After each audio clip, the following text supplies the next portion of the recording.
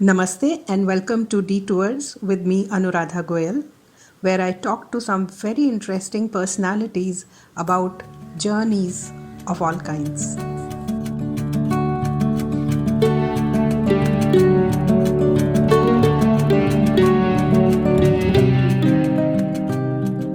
So, on Detours, today we have Jai Bharti, who we lovingly call JB.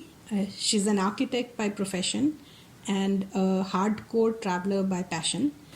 She travels on a bike. She's traveled across India. She's traveled across Southeast Asia, and she's done a solo trip across US. And all this bound by her love for heritage sites and UNESCO World Heritage Sites, to be precise. And she runs a lovely foundation called Movo Foundation that enables women through mobility. So, welcome, JB, and lovely to have you on this podcast. Tell us, how did you start traveling? It's quite interesting that we get to catch up again, probably After many years.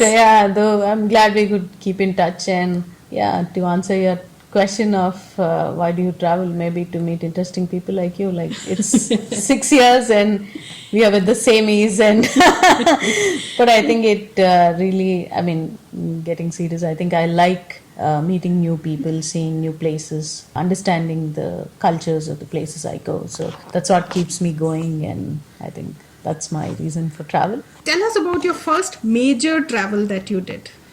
So I think until my graduation days or so, travel was just for fun. Like, you're just getting out of the college, bunking the college and trying to go for a long ride, or A break from studies. break from studies. Or I studied architecture, so it's more to do about project works, case studies, go to some place. So you would want to find a unique place which not everybody would have studied. So that's how that was there. But that was all like a part of your daily life. Like, it's not like purely travel oriented. But once I was kind of settled in my career, and I just moved back to my hometown after my stint in working in other cities. But when I came back, I realized I have some money to travel and I have the weekends. So back then, still, I think I used to work 6 days a week, but I still thought, okay, there is definitely a little more than what I'm already doing. So that's when I chanced upon a small article on UNESCO sites, where there was a unique travel challenge on visiting all the UNESCO sites in India. So I thought, oh, why don't we just take it up? And that's when was my first major travel. So it's called Go UNESCO Challenge, and I signed up for it, of visiting all the UNESCO World Heritage Sites in India in the period of 1 year. Right. So I always used to dream about going across the country, but I thought this is a good medium. Maybe I can keep a checklist kind of a thing and tick off, and that way I can see the entire country. So that I So would you consider kind of as like a visited major. India, as in a thread binding the UNESCO sites. Yeah. And I remember 6 years back I interviewed you after you've just finished that challenge, and you had won that challenge. So and we were so proud of you then, and I didn't know you'll make me so much more proud in coming years. So what was your that was like you said, that was your first introduction to the vastness and the diversity of India. So what are the key things that you remember from that trip? Traveling, you traveled to Assam at one end, you traveled to south of India, west, east, north, everywhere. So what were the few things that you remember from that trip? So I think from that trip, what I remember is heritage is something which I'm keen on. Like, it interests me so much. I didn't even realize. Is that the architect in you? Yeah, maybe, but I think much beyond being an architect. Because as an architect, I don't design any ornamental structures. Like, even if I'm doing interiors, I'm more like, I just do modern. I just try to understand what's the kind of a space a person would need and design it. I'm not like someone who would use a lot of traditional ways of designing things and all. I do respect it, but I don't even work on conservation projects. It's nothing. But I think it's a little more. I was drawn much closer to a lot of monuments, especially which have a history of more than several years. Like it can be So it's 500 like years, 1,000 visiting years. your own Yeah, past. revisiting. Like I think if I'm not wrong, I've told you this back in 2013, and even now, I think I still have, I somehow have that connect with the old structures. I feel that they have built it for a reason and they have left something that we as the next generation should go and revisit. And every time I go to one site, I'll be more curious on knowing the other places as well. So, I think I always that's say still that there. I always say that when I visit these ancient, brilliant pieces of not just architecture but engineering, art, aesthetics, all fused together so beautifully, I always feel that there is an invisible thread of continued civilization that Yes. is living through them, and which Absolutely. we must carry on. Yeah. Which we must preserve, conserve, and build upon for the next generations. Yeah. But anyway, coming back to your travels, so that was the beginning of JB the Traveler. From Yeah. as far as I know, the UNESCO World Heritage Challenge for India, Yeah. and after that you started writing bikes. Yeah. So you became one of the first few women bikers from India who were actively biking and creating events around biking, doing long trips around biking. Tell us about some of the biking trips that you've done. Yeah, so again, thanks to the UNESCO travels, I got so much media publicity and all. And the minute I posted that I got a bike and I'm going to ride, so there were a lot of people who said, "Oh yeah, we also ride, so let's do something together." So again, because travel was connected, I used to just take out my bike and we used to ride. Then I saw that as a medium to empower more women, because whenever we take the bike out and ride, we are inspiring so many more women that they would have ridden bikes in their college days or whatever. They would say that, yeah, we also want to ride. Then I realized, as biking, unlike UNESCO sites, bikers have different roads to go. So that's so the big biker's dream is Ladakh. So in the initial years itself, I have gone to Ladakh when there weren't too many roads as they are now. Actually, in my mind, Ladakh is a biker's territory. Yeah. You are not a biker till you If you have didn't conquered Ladakh. Yeah. And when you visit Ladakh, you see this bunch of groups riding together. Yeah. It's the territory that belongs to Bikers, and it's a very life-changing ride as well, because I come from South India. I have seen mountains, but like they're like hills, not like Yeah, real yeah. mountains. And that was my first adventure into the real mountains. Though through UNESCO sites, I would have gone to other mountains, but I was like in a bus or in a car or somewhere. But here I'm actually riding through the mountains. And Ladakh hills are different. They're Very barren different, and they are like the landscapes are just so beautiful. Very You suddenly different. feel like you're out somewhere. Right. I mean, I have traveled and lived a lot among Himalayas, but Ladakh and Lahaul Spiti, this landscape, this terrain is entirely different. Entirely different. I totally agree. So I think that was a big thing. We did it in the initial years of biking, and then the That was quest your remains. qualification into the Yeah. world of bikers. And then the quest is still there. Like, what next? And if I Every time remember you do. correctly, you did Kanyakumari to Kashmir. Yeah, I did Kanyakumari to Kashmir as well. So Which you did it with doesn't- fellow Yeah, bikers. fellow bikers, just a bunch of good friends, and it was another 8,600. So that was a major biking trip I did. So Ladakh is anyways there, we do it. But Kanyakumari, Kashmir was like, we went from Hyderabad to Kanyakumari and then again all the way from Kanyakumari to Kashmir and came back to Hyderabad. Right, So and which you covered the whole length of the India. country, 8,600 kilometers. But when it came to breadth, you didn't really stop at India, and you went Yeah. all the way to Exactly. to the territories which As might far have been as India at some point in East time. as I could go. Yes. But I totally agree with your point, which might have been India. Yes. See, there again, so like you So said, tell us about this road Road to Mekong. Like you said, I did Road to Mekong. I had an opportunity, thanks to my UNESCO travels, people would follow and they would, and there were people who asked me, why don't you do it to promote our this thing? And somehow I got the opportunity. So I took a bunch of other friends. I went all the way from Hyderabad and they said, don't just go to Thailand. At that point, I was thinking only Thailand, because after Ladakh, every biker's dream was, the news was out that there is a AH1 laid and you can go up till Thailand. So I was only thinking about Thailand. Then the officer who was supporting our ride said, JB, why do you want to just stop at Thailand? Try to go as much as you can on land. Then I thought, okay, let me go as much east as I can go. If you can go back and look at my videos, that's what at one point we say, like. So where did you start that trip? So I started from Hyderabad. We took the coastal route through Vishakhapatnam, then Orissa, West Bengal. Bangladesh is one thing we couldn't go, though we planned. We came back from the border.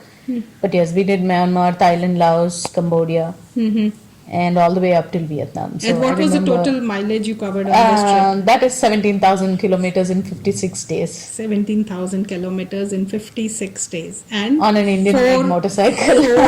For women. 4 Indian women. And how was the experience? Did you face any kind of, what did you face on the road, Curiosity, I believe, curiosity. So, the JB you would have known in 2013 is totally different from the JB you'll probably, or even if I retrospect and see, I'm totally a different person after the Road to Mekong trip. Before Road to Mekong was all like you're exploring with every travel, and you don't sit back and think that, oh, what happened in this travel. But Road to Mekong was that key point where I could sit back and think and retrospect as to how I'm changing on a travel per se. So if it was in 13, it was just my quest of, in 12, it was my quest of going to UNESCO sites. Then, as you know, I did a solo backpacking trip across Turkey, again putting the thread through the UNESCO sites. And even in Road to Mekong, I didn't give that up. So even there, all the countries we went, the route was drawn through the UNESCO site. Yes, I remember that. I remember that, and I must tell my listeners that JB had asked me to join her on this trip, but for some reason it didn't work out. More because I wanted to spend a lot more time than just touching the UNESCO sites, which was not possible in a road trip like hers. But at some point in time, we will do travel together. That is one thing which is pending. We will do that someday. So Road to Mekong. Tell us, what difference did you see when you took your bikes from India to these neighboring countries, which are very different, yet there is some invisible thread of, cultural connection that connects us to these countries. Yeah.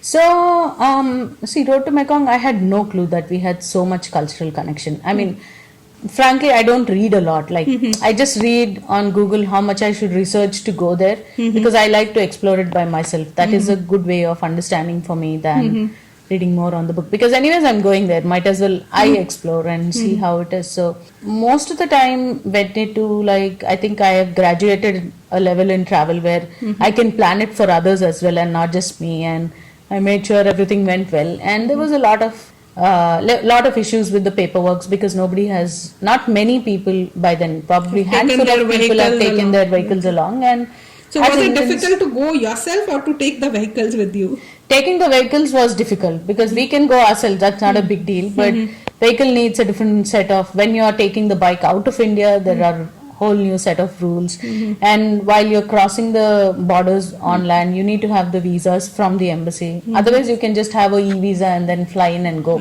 or get a visa when you land there.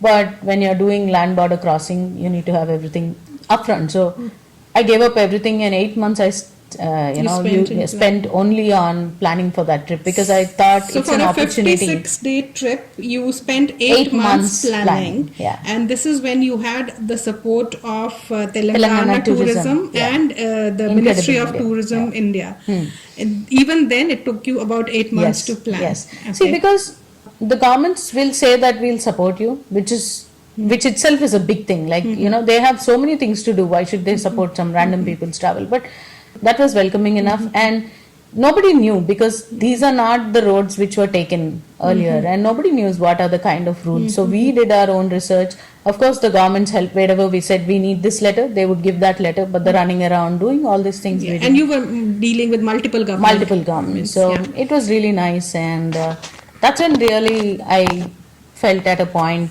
that, yes, our Indian dynasties would have extended as far as east. When you go to Vietnam, you see the temples there, the Vishnu temples, the Shiva temples, of course, and Coming from Telangana, we have a very typical floral festival called Batukamma. I feel that is an epitome of women empowerment back then. Even now, today, we are struggling, but women were very happy celebrating it for 9 days. And Right. you know, if we research more, that's what it is. But going all the way to Vietnam, where I consider it like the midpoint, like that was the point where we took a U-turn and started our journey back. And in that temple, out of nowhere, I find a Batkama flower, the flowers we use for Batkama. Like, you know, what else do you want to see? So maybe I wrote. Which I think- temple? Do you remember the name? Yeah, I suddenly, the Maisan Sanctuary.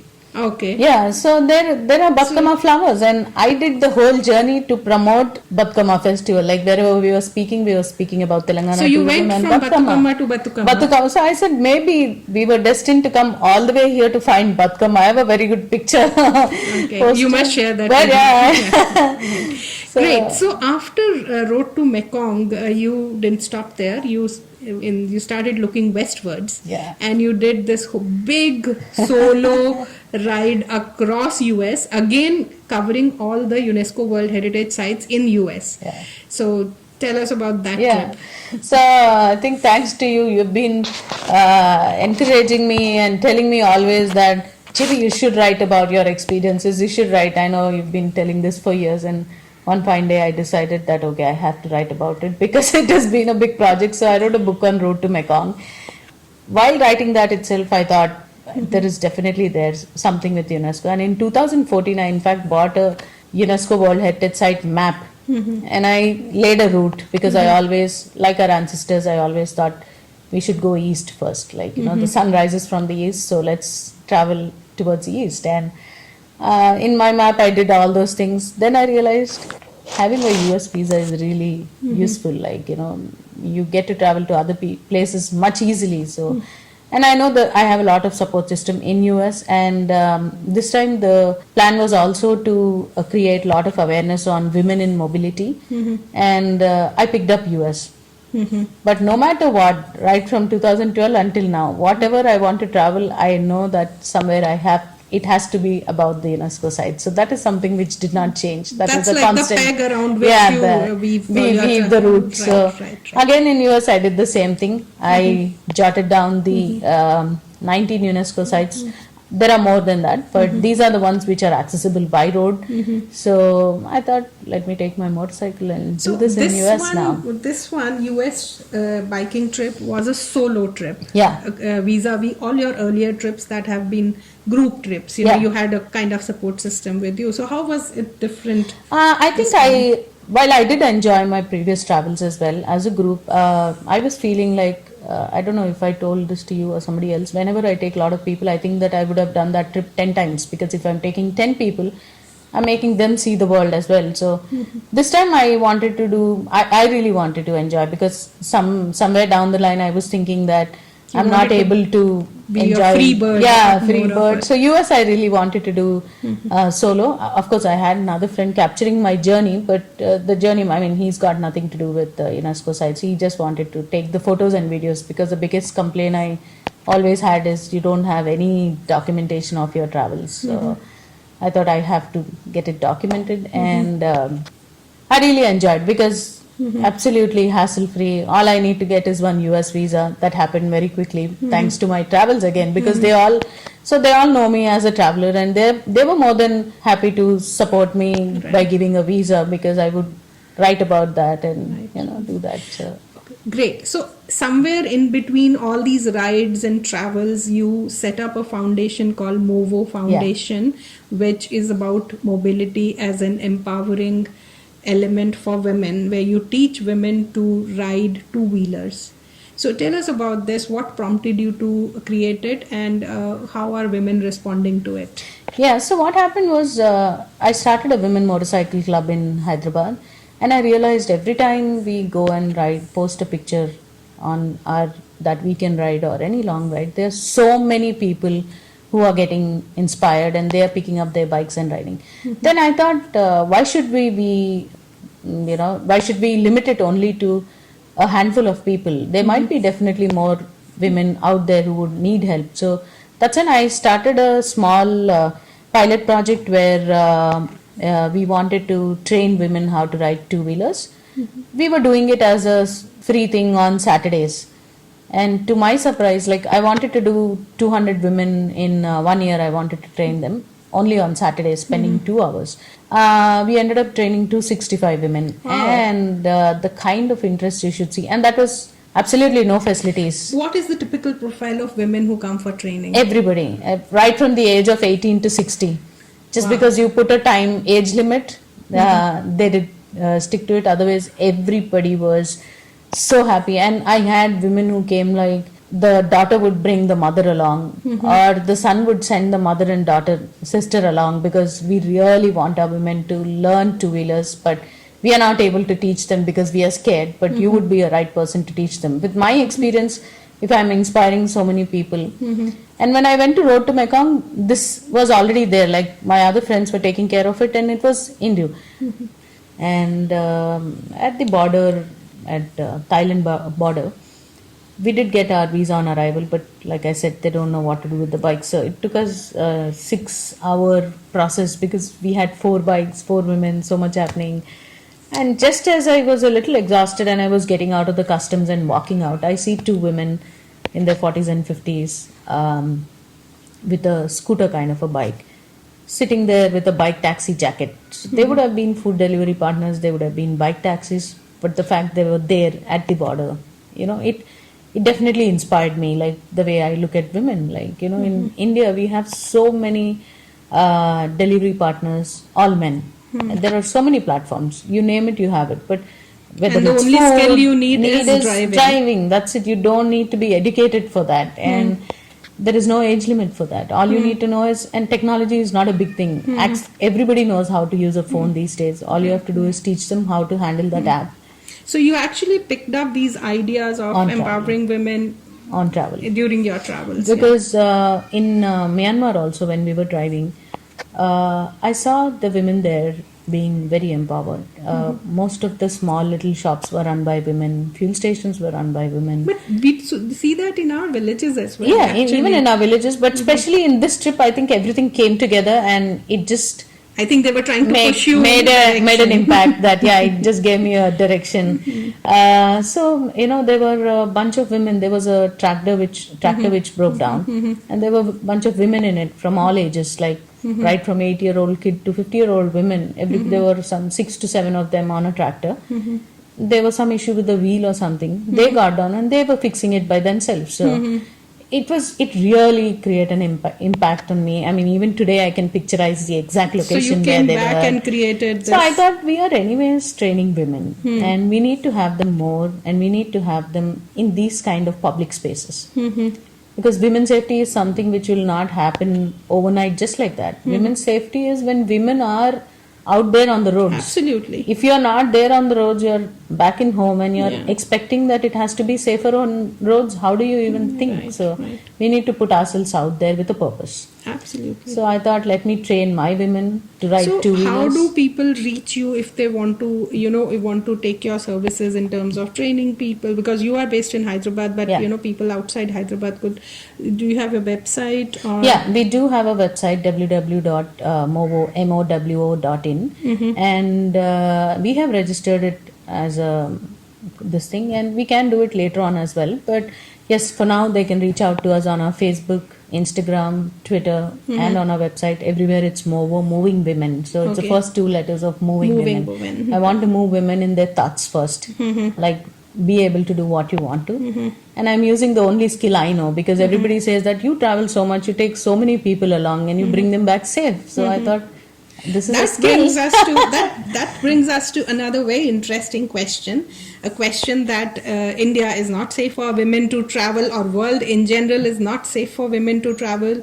And here are 2 of us. We've traveled all by ourselves, and we always have the nicer stories to tell about people we meet on the road. We've been taken care by the people we've met on the road. So tell us, during all these trips across India, across the nooks and corners of India as well as around the world, what do you think about the safety of women travelers? I might be wrong, but I think this whole thing of the world not being safer for women I don't agree with that, because I myself was out there on the roads. On a doing, bike. Yeah, on a bike, doing everything possible. Like when I was traveling in India across UNESCO sites, I took a rickshaw, I took an auto, I took a bus, ship, train, flight, everything to every corner of the country. And I was always safe. There were days where I landed in Delhi at 3 a.m. and I was safe. Of course, we need to take in the precautions needed and going where we are. Like in US, we were told that don't go into the downtown area after 5 o'clock. So listen to what the locals say and stick to it. If I really want to go there and figure out what will happen, then obviously something would happen. So, and in Turkey, while I was traveling alone, no, nobody knows the language. They don't. 95% of the places I traveled in Turkey don't even speak English. The only language I know is English.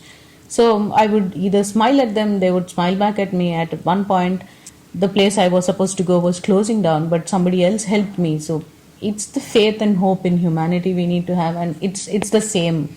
And with everywhere. every travel, it actually strengthens. Yeah, of course. Because you know that the world is far better a place than what newspapers want us to believe. Yes, exactly. I totally agree with that. Right. So, but any tips or any tricks that you would tell other women who have not traveled as much as you have or I have, and which can help them or which can give them confidence to step out?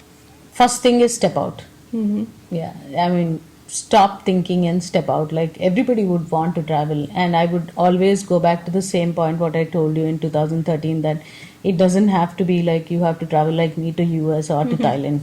Step out. Just step There is out. something in your next lane. There are so many temples, old monuments, mosques, or something interesting happening. It can be a festival which is happening you have never seen. It is happening in Nothing your else, next there lane. are trees and birds, Birds. and animals to There see. is so much right next in your next street. So step out, do what you really want to do. Right. Obstacles will come, but they will make its own way to lead you to where you want to go. Yes. Any other tip you have? Yeah, and most important is planning. Like the minute you want to step out and do something, just do a little bit of research. You don't have to really literally figure out what that place is before you go, but try to read about it how much ever you can and go there and enjoy. And planning is really important. The time of the year you would want to go, like you can't expect to ride a motorcycle in Ladakh when it is fully frozen. There are people who are doing it, but they do plan it accordingly. So if you're going to Ladakh, people usually say that go during June, July, August, which is sensible enough climate wise for everyone. So do that. You want to do extreme, go in December, but you But do plan the planning accordingly. accordingly. So finally, to wrap it up, tell us what are the 2 or 3 top lessons you've learned on the road? First and foremost, like I said, decide where you want to go, but go. And don't worry about the obstacles.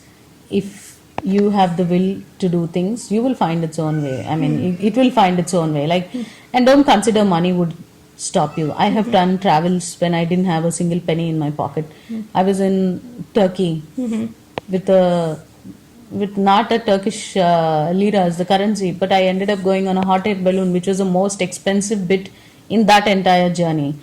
I was in US. I traveled across US in $100, 35 days. So of course there is more to it, but don't let anything stop you when you really want to travel. You can travel, and it is safe out there. Don't pull back yourself thinking that it is And not safe. people in general are Amazing, Are absolutely helpful. amazing, very kind, very helpful, no matter on which part of the world, whichever part of the world you're going. okay. But do travel. Do travel. So where are you traveling next? I think that's the big question. I just came back 2 weeks ago from US, but yes, wherever I'm traveling next year, I'm trying to teach these college girls from welfare colleges as well on how to ride motorcycles specifically. And my dream is to take them out on my next big trip so that we build their aspirations much beyond. And a bigger question is, when are we traveling together? Yes, that is something we need to focus on. We've not planned Everybody has these goals for 2000 and 2020. Like I remember back then, a lot of people used to say by 2020 our city will be like this. By 2020 I'll do that. So I think our 2020 resolution is we should travel together. We should travel together, and we should probably take a lot of women Lot with of us. women with us, Great, yeah. JB. We wish you all the best in all your travels and in all your endeavors to empower women and to empower youth in this country.